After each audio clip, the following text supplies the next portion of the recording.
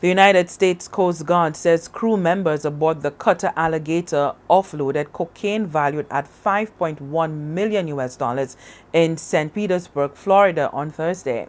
The Coast Guard said the cocaine was seized in support of Operation Caribe Venture during a routine patrol last week. A Customs and Border Protection Officer of Air and Marine Aircraft detected a 25-foot go-fast vessel in the Caribbean Sea.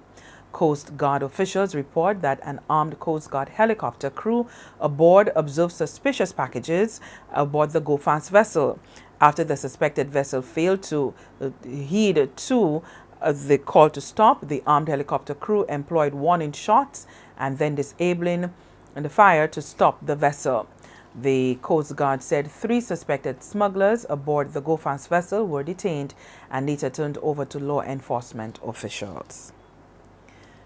Meantime, here at home, a father and his sons, 43-year-old Anthony Clive Whitney, 19-year-old Siobhan Rahim Riley, and 23-year-old Jamal Anthony Whitley, all of whom are Canadian nationals, were sentenced for drug trafficking.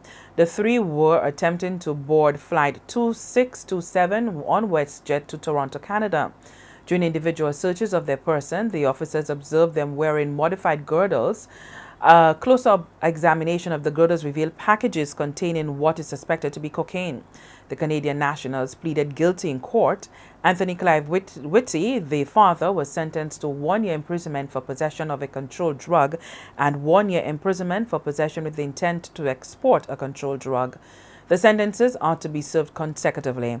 Jamal Anthony Whitty was fined $25,000 on the charge of possession and $10,000 on the charge of possession with intent to export, and Siobhan Rahim Riley was fined $15,000 on the charge of possession and $5,000 on the charge of intent to export.